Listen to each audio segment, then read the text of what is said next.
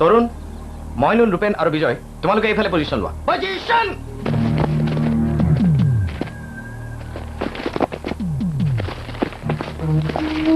নয়ন, তৰুণ, মইনুল, ৰূপেন আৰু বিজয়, তোমালোক 5জনক বিশেষভাৱে নিৰ্বাচিত কৰা হৈছে।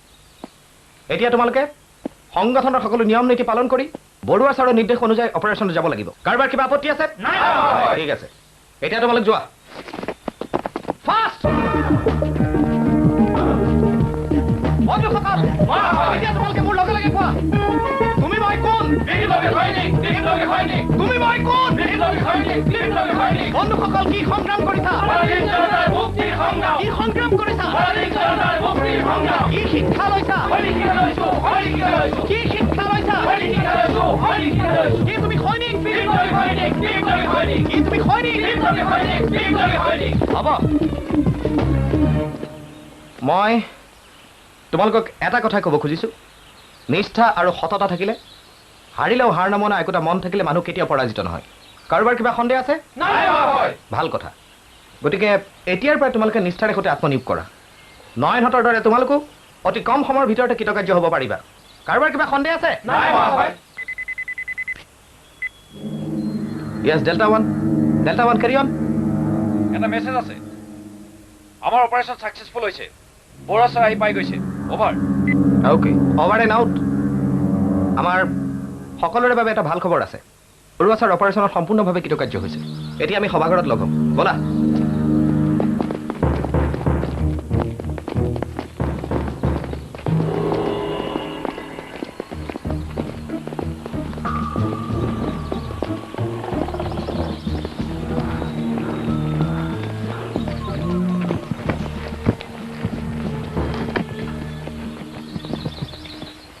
আমাৰ সকলোৰে শ্ৰদ্ধাৰ মহাশয় নানক বৰুৱা এক বিশেষ কাৰ্যসূচীত যোৱাৰ কথা আমি সকলোৱে জানো।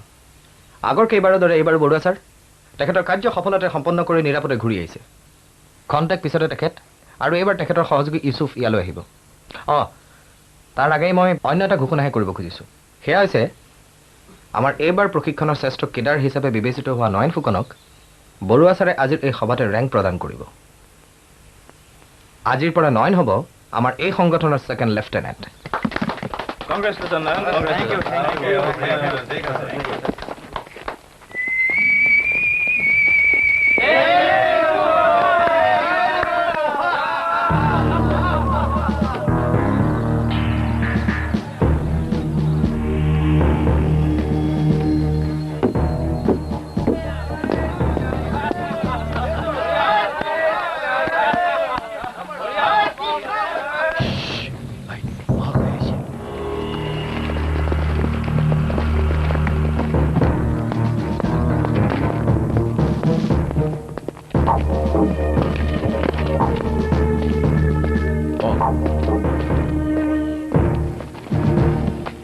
এই বিপ্লৱী সৈনিক সংগ্ৰামী অভিনন্দন জনাইছো।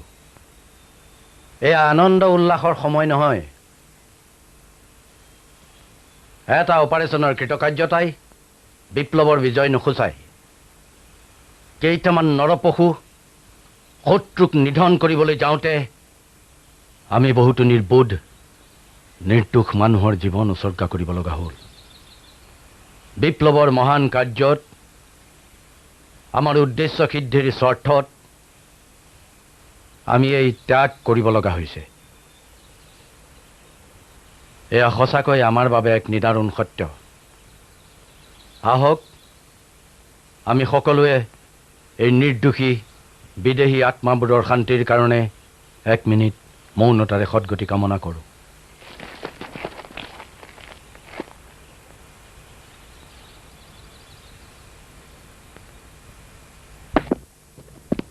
জাকিৰ ছাৰ। বহা। Thank you sir. এখেতৰ লগত মই চিনাকি কৰি দিওঁ। এখেত হৈছে মিছেছ মিনতী ৰাজখোৱা। নমস্কাৰ। মানে উমেশ ৰাজখোৱাৰ পত্নী। সন্ত্ৰাসবাদীয়ে উমেশ ৰাজখোৱাক ধৰি লৈ যোৱা আজি প্ৰায় 10 দিনেই হ'ল। ইন্সপেক্টৰ কলিতাই কেছটো ইনভেষ্টিগেট কৰি আছে। I know' he is a very competent cop. But Zakir, I want you to supervise this case. হ'ব ছাৰ। মই যিমান পাৰোঁ সোনকালে তেখেতক উদ্ধাৰ কৰিবলৈ চেষ্টা কৰিম। মিছেছ ৰাজখোৱা, ইতিমধ্যে এক্সট্ৰিমিষ্টবোৰে আপোনাৰ লগত কিবা যোগাযোগ কৰিছে নেকি? কৰিছে।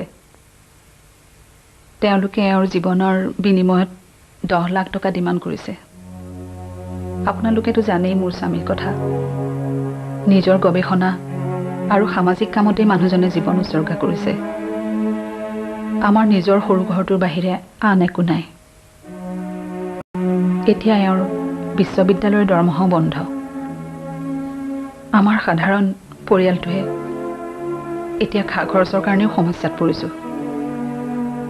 10 লাখ টকা ক'ৰ পৰা দিওঁ? কিন্তু এনে এজন মানুহক তেওঁলোকে কিডনেপ কৰিলে কিয়? আচলতে ৰাজখোৱা ইউৰে মানে upliftment of rural infrastructure and economy নামৰ এটা NGOৰ প্ৰধান পৃষ্ঠপোষক হৈ পৰিল।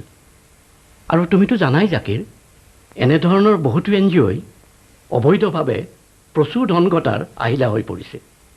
কিন্তু মিষ্টাৰ ৰাজখোৱা আছিল সততা আৰু নৈতিকতাৰ আদৰ্শস্বৰূপ। আনবোৰৰ দৰে তেখেতকো হয়তো বহুতো ধন সম্পত্তিৰ মালিক বুলি সিহঁতে ভুল কৰিলে। বুজিলোঁ। মই আপোনাক কথা দিলোঁ মিছেছ ৰাজখোৱা, অতি সোনকালে তেখেতক আমি সিহঁতৰ কবলৰ পৰা উদ্ধাৰ কৰিম।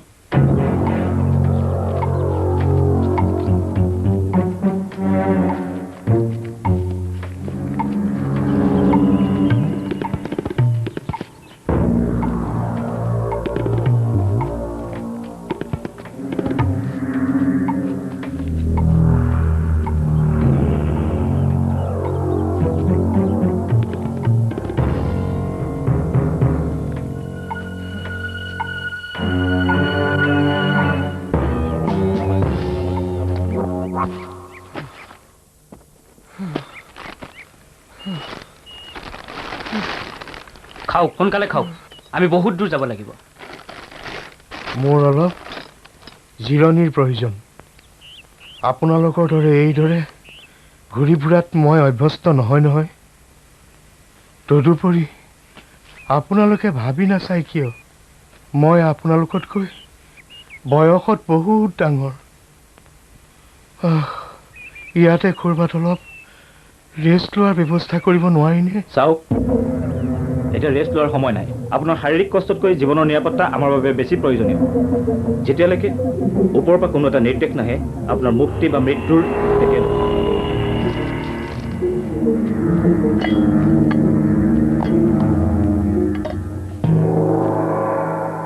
সঘনাই স্থান সলনি কৰি আছে। আমাৰ হাতত পৰা ইনফৰমেশ্যন অনুসৰি সিহঁতে পবিতৰাৰ আশে পাশে পলাই ফুৰিছে। পুলিচ আৰু পেৰামিলিটাৰী ফ'ৰ্চ এলাৰ্ট হৈ আছে। বোধহয় ছাৰ আজি ৰাতিয়ে এটা এম্বুছ হৈ যাব পাৰে। Very good. Let us go' to the computer unit. Nanak Barua, lieutenant colonel Nanak Barua. Here is the person. সংগঠনৰ অন্যতম শক্তিশালী ব্যক্তিত্ব। আমাৰ ইনফৰমেশ্যন মতে মানুহটো এটা explosive expert. I see. Nanak বৰুৱাই এজনী ছোৱালী ভাল পাইছিলে আৰু তাইৰ নাম আছিল মনিষা। পুলিচৰ ৰেইড, মানুহৰ আলোচনা আৰু টকা পইচাৰ অসুবিধাত মনিষাই সন্তানটো লৈ গুৱাহাটীলৈ এটা স্কুলৰ চাকৰি লৈ গুচি আহিল।